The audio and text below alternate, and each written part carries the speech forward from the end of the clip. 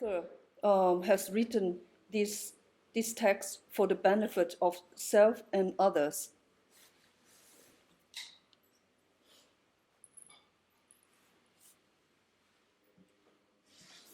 Let me see here.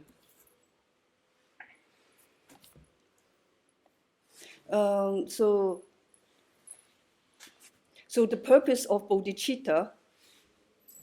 The purpose of bodhicitta is to benefit self and others. And in the beginning, yes. So we start from the start. We practice bodhicitta, and for the benefit of other sentient beings.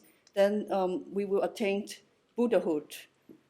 So Jiten Sumgum said that. So Buddha is actually the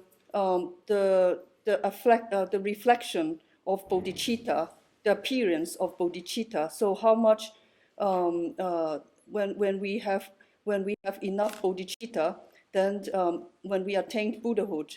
So Buddha is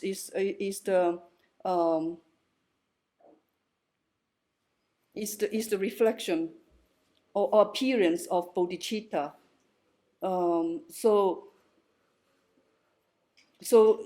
With this, we only should benefit others. So in the beginning, when we are still not firm in our bodhicitta, if we practice tantra, then since we are not strong in our bodhicitta, so it can have problem. We can easily increase our delusion, because when we are seeing, for example, when deity, father and mother together, then you will have attachment, and when you see a ruffled deity, then you will have aversion. So it can easily make us to increase our emotions and afflictive emotions, and increase our confusion. It may not help us at all. So for the practice of bodhicitta is purely to benefit others, self and others, and we should focus. We should focus on. Pay our attention on bodhicitta. Is very important, because in our daily life, since our delusion is already habitualized and is so strong, we have delusion. In order to have peace and happiness in samsara, we also have to do a lot of things in order to achieve that. Given that our delusion is already so strong, and also we have to do a lot of other things, then it's very difficult for us to grow to have bodhicitta grow stronger and stronger. It's very difficult, and so in order to do that, we should, for the peace of ourselves and others, we should concentrate our life on practicing bodhicitta, so to make it stronger and stronger. So in that case, we really can bring peace and happiness for both self and others. Just a few words about this.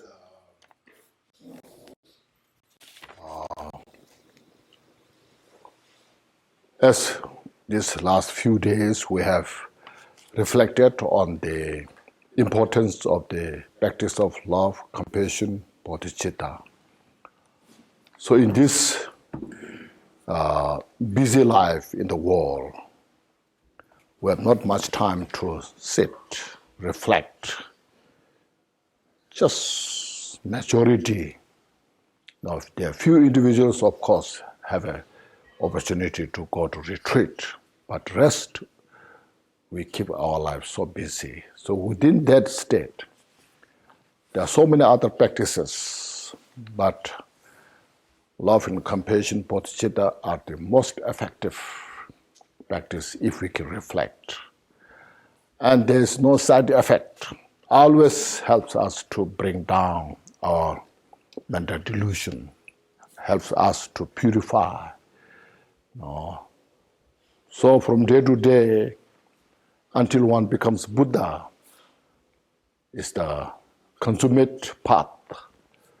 Whereas if our mind is not well established, purified, these highest yoga tantra practices, sometimes there's a possibility cause to rise desire when you see the union of the father and mother tantra or some wrathful deities. There's a possibility to rise like anger. By this practice, I can subdue my enemies. So that kind of, that's what I'm saying. I'm not saying it will make, but I'm saying there is a possibility. See, if you are not strong enough, see,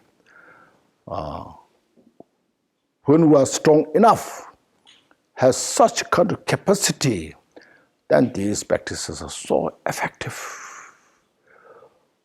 It makes our delusions nowhere it exists. But right at the beginning, when we're dualistic state of the mind, it's not so easy. But whereas practice of love and compassion, bodhicitta, always there's benefit.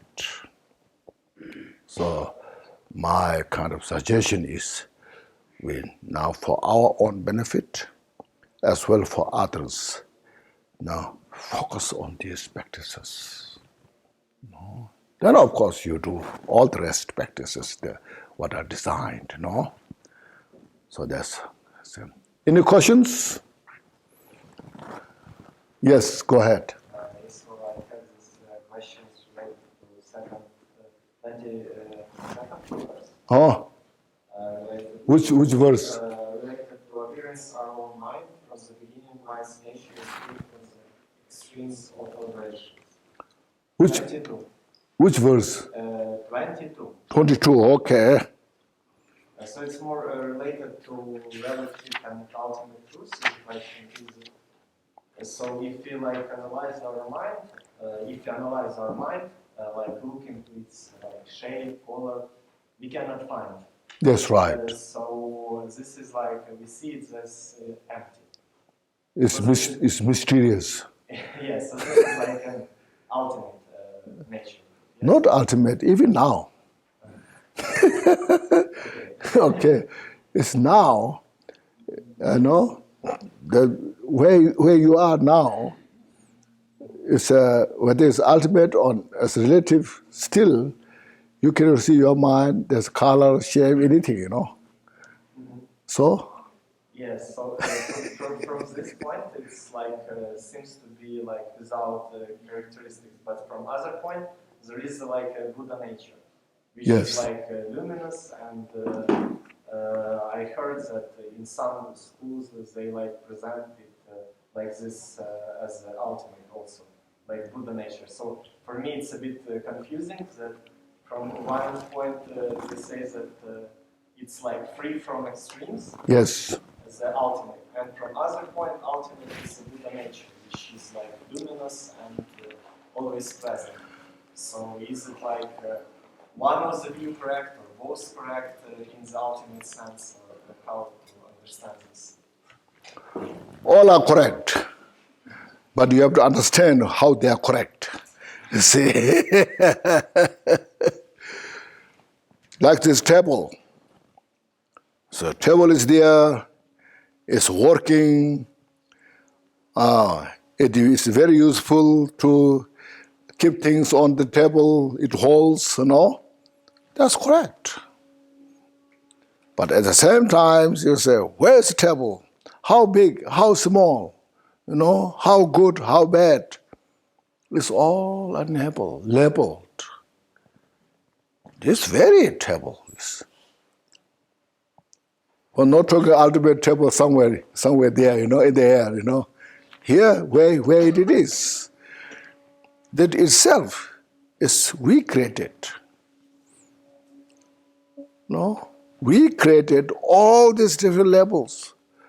But if you say empirically investigate, say all this make into parts, then you find where's trouble.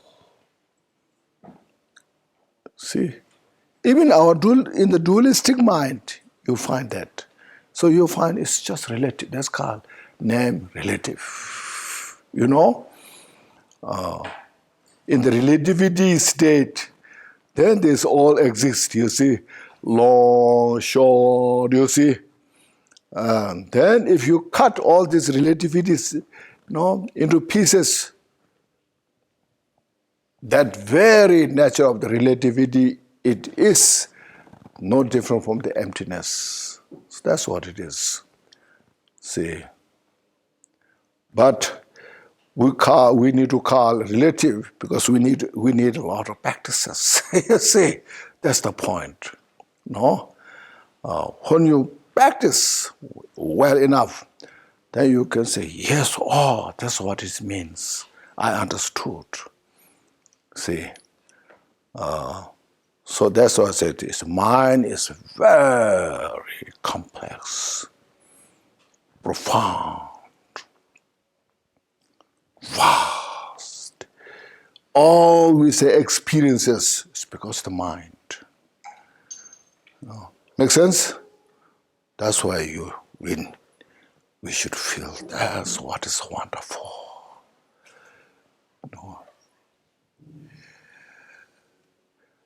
Okay. Any more questions? Yes. So related to this analysis of objects like that, they are compound, therefore they are empty. So for me personally, it's like it is logical. I can do it, but after I finish, for example, a meditation session, this feeling of like this insight, it disappears, and yes. in mundane life, yes. I also like go back to old habits of thinking. Yeah. So what are the methods to like expand this understanding? I mean, I can a little bit I can understand, but yes. then it disappears. Maybe it's like that's practice. Yeah. Maybe you have some practical advices, maybe some methods. I don't know how practical advice I have, but I can tell you the problem. Okay, that's called meditation, equipoise meditation, and post-meditation. In the equipoised meditation, and you can abide, as you mentioned, no problem. But then when you get up out of that, you can relate. It's called post-meditation. So we have big gap between these two.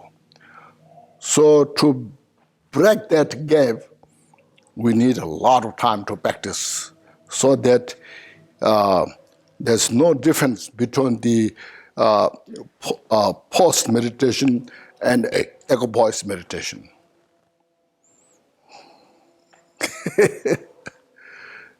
Because you can think like this is empty, and in the end, this empty itself becomes like a phenomenon. Yeah, it is a phenomenon. So, yes, this is you can say this is the emptiness, and this is the small booklet. So it looks like it's a contradictory, but that's what it is because our mind is a duality. Our mind is dualistic mind. So that dualistic mind creates the contradiction. It's not we are making this contradiction, but our mind makes the contradiction.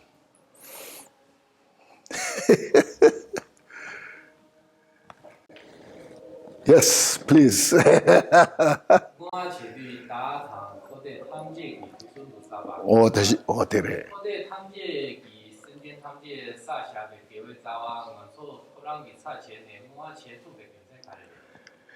대신에 주소나 나중에 지나 써야 돼. 어때래? 다 당서 콘데스 코로와 르주기 섬제 탐제세. 코른데 냥데 산제 장주산바 냐랑 다좀 딱 두숨도 싸베 가와제 디 되네 여백개가 자와 대신령 뭐 여러와 어떻게 탐제 랑게 셈기 장주 셈기 긴구도 뉴디 되네 가자도 뭐 그래스 뭐 토베 준제 가래 뭐 그베 준제 가래스 뭐 토베 준제 가서는 장주 셈베게 셈제 탐제라 셈제 살아요 그러와 셈제 탐제 랑게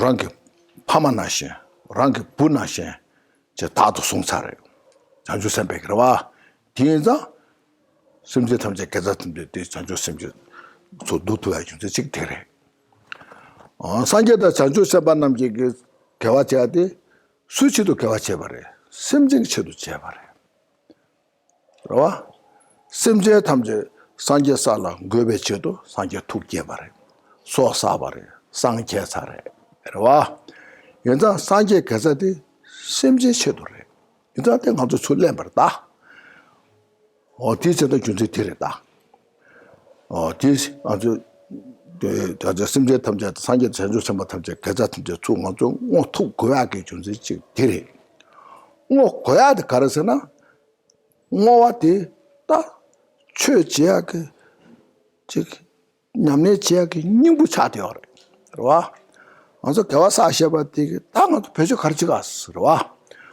배주에다 산제 셈제 탐제 산제 살 토야치도 딱 가서 뭐 그랬어 이제 뭐 그배 준제 들이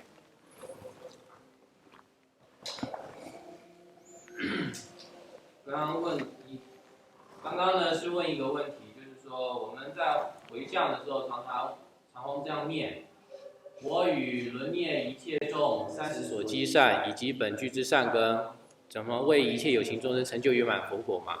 那我的问题是说，为什么我们在念的时候说我还有轮回与涅槃的一切众生，包括诸佛菩萨还有有情众生？ 他们做的善根，我们也能够代替他们来回向一切有情众生，成就圆满佛果。那是他们东西啊，这样的一个想法。那仁波切说，就像刚刚我们开示的内容一样，就是说是在菩提心的坛城之中回向。就他唯一的能够回向的理由，就是其中一点，就是因为是以菩提心作为引导。 当我们发起菩提心的时候，一切有情众生，他全部我们都把他视为自己的父母或者是自己的子女，都是在我们要去利益他们的一个胸怀下，我们升起这样的一颗心嘛。所以呢，我们说我们可以以菩提心来收摄所有他们所累积的善，把他们用在对他们最好的一个目的上，就是让他成就圆满佛果。目的还是 给他们的，不是我拿来用的，还是给他们的。所以因为菩提心的关系，我们可以把其他所有人造的善，我们也能够拿来用来做回向，这样子。第二个呢，就是讲到诸佛菩萨，他们行善，他们最后成就圆满佛果。他们为什么要成为菩萨？为什么要成佛？他们也是为了要去利益众生的缘故。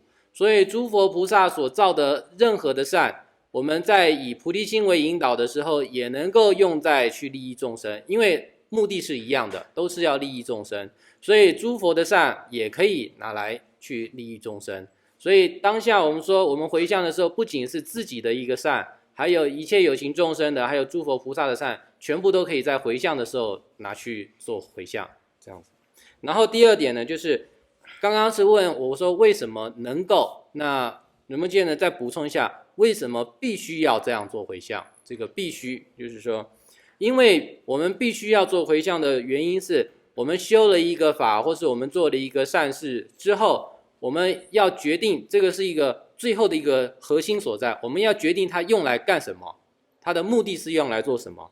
所以呢，我们把它指向到最终大家都成就圆满佛果，一切众生都成就圆满佛果，这个把它指向去。 就是不会去用在其他的方面，只会用在成佛上面。那么这是我们修法最重要的一个目的。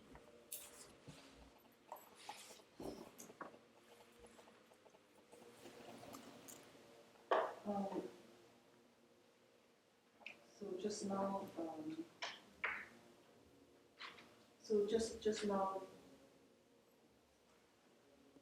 the translator asked that why is it in the dedication prayer it says whatever merit I have gathered through prostration, offerings, confession, rejoicing.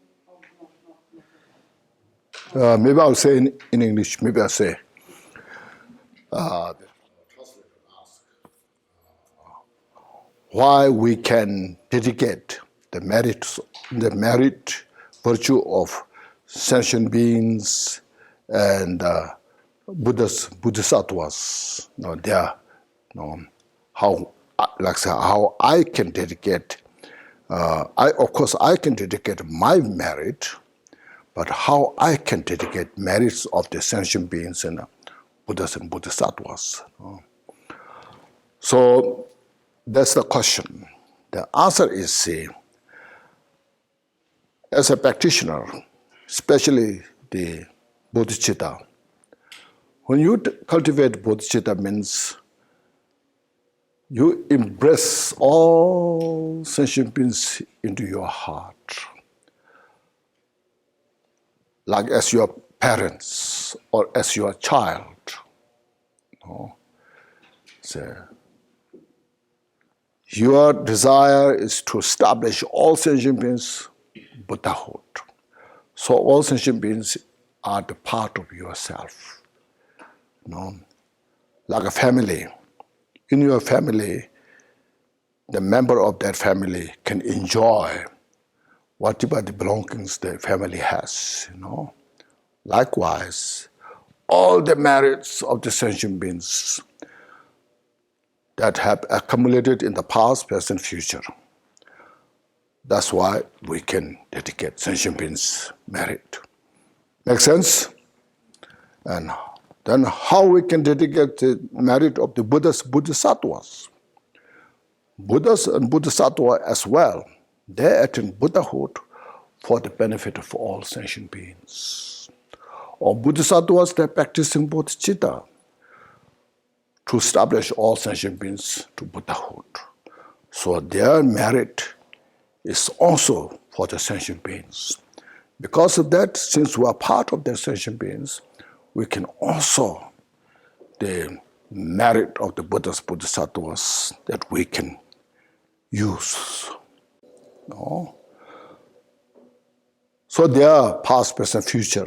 Whatever the virtues, merit, created, we bring together. And then, most importantly, our Buddha nature, which has all this complete, excellent qualities of the Buddha. Like the ocean, see. All the collected, accumulated merits are like the waves of the oceans. So that's why we also, it's called innate virtue, merit.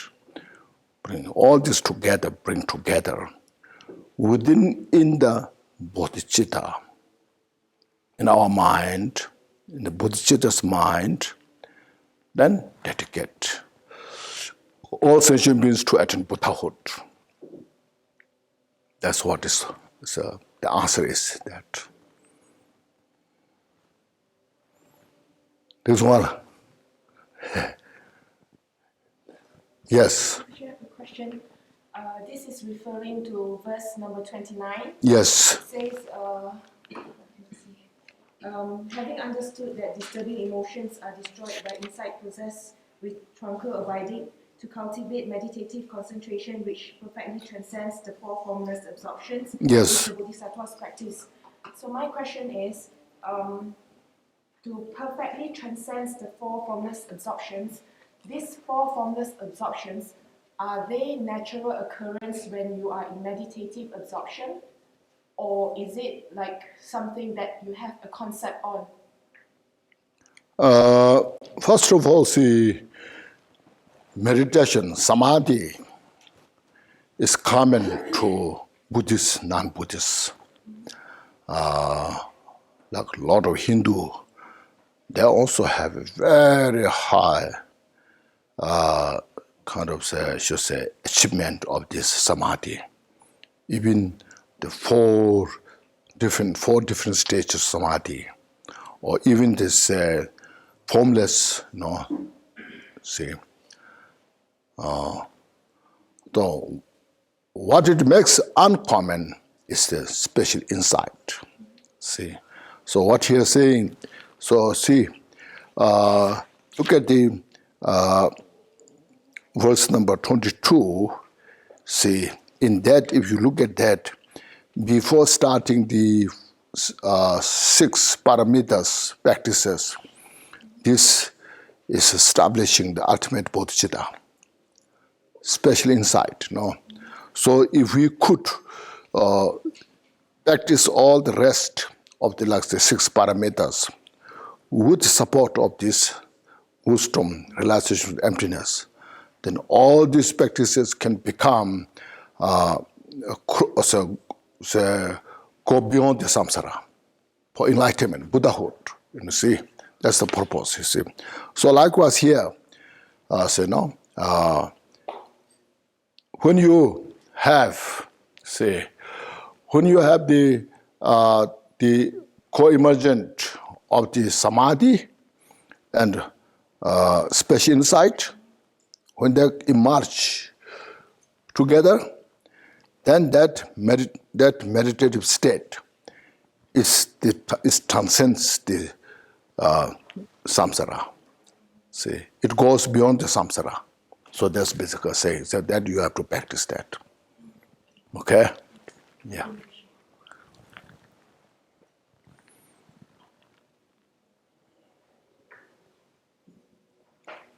Yes, please. One more related to dedication. Yes. So I have a general question related to how dedication works. Mm-hmm. And just my understanding is that dedication is like building some kind of imprint in your mind to achieve enlightenment. And the question is more how it works, and also I read in Bodhicharya Avatara, the 6th chapter starts with the moment of anger destroys eons of merit.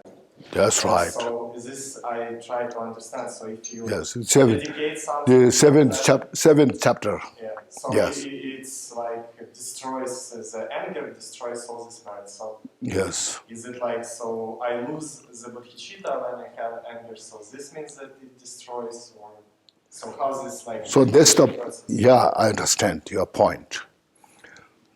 That makes the sense, first of all.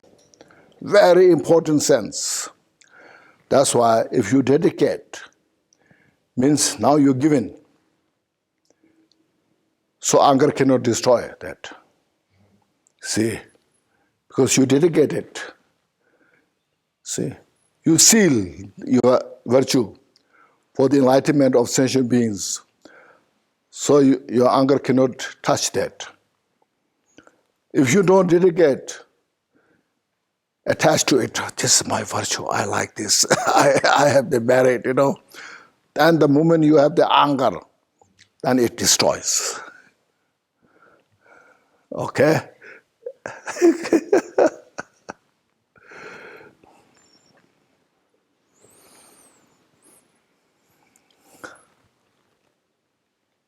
Now everyone is good? Okay, now please take a deep breath. Inhale fully. And exhale. Just as I mentioned, appreciate, rejoice.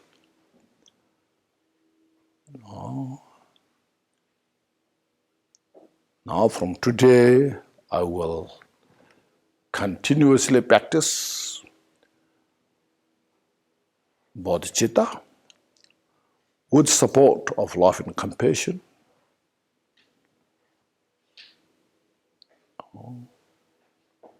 To keep my mind peace, spacious. From that I get the benefit. as well, this is the only, also is a source how to can help others to bring peace within and others. So because of that, we have every reason to rejoice, feel fortunate. There you can see what a grace immense of this power, ability of the Dharma teachings related to bodhicitta that Buddha taught. See. So we are the responsible to practice these teachings, precious teachings.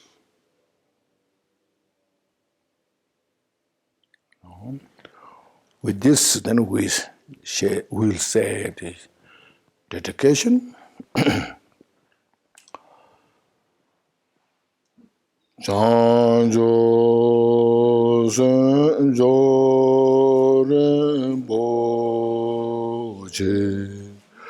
Ma Ge Ba Nam Ge Gyuru Ji Ge Ba Nya Ba Me Barayang Kone Kondo Be Warajo Chanjo Senjo Rinpoche Ma Ge Ba Nam Ge Gyuru Ji Ge Ba Nya Ba Me Barayang Kone Kondo Be Warajo Chanjo Senjo Rinpoche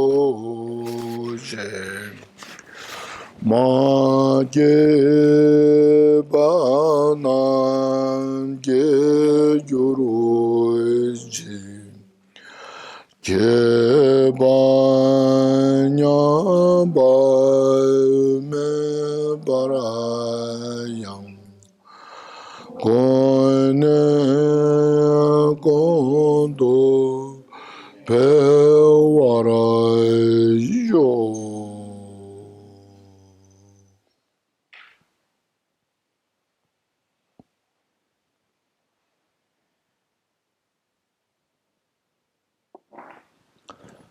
Thank you, everybody.